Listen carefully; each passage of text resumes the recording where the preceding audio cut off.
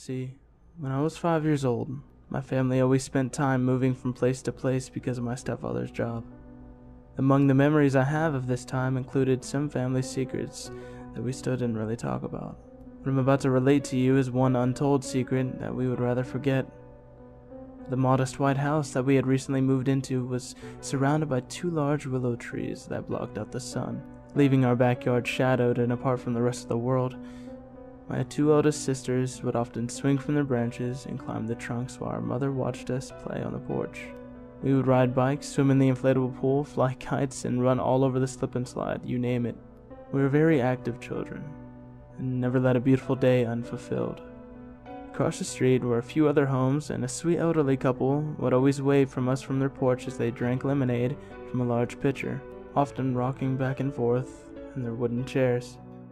Our mother often waved cheerfully to them when we were brought outside, and their smiles and sweetness always made the day more pleasant. That is, until a few months ago.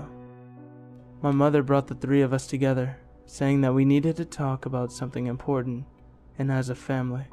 She told us sternly that we were no longer able to wave at the sweet elderly couple across the street. She even went so far to tell us not to even look at them, and if we saw them waving at us, we were to come inside and tell her. This was an odd request to us. Nothing about the elderly couple seemed to be threatening or off in any way. Hell, our mother was even the one who always talked about how friendly and sweet they were, so this baffled us, and we continued to stay this way, until giving a slight nod, confirming her request. That is, until I was about 16 years old. Having pleasant dinner out with my sisters and mother, a rare occurrence for sure during the time of our lives, for whatever reason, our evening meal conversation turned to that of the old couple across the street.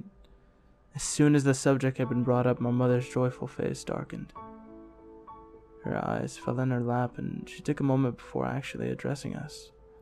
She told us that she had been afraid to talk about this subject all these years, especially while we were still living at home, afraid to make us scared about the house across the street, where the elderly couple lay. At this time, our stepfather had been working at a local Pepsi company, a well-paying job that allowed my mother to stay at home with the 3 of us still making modest living for our family. Apparently, one of his co-workers had actually lived in the house beside the elderly couple and moved out about a year before.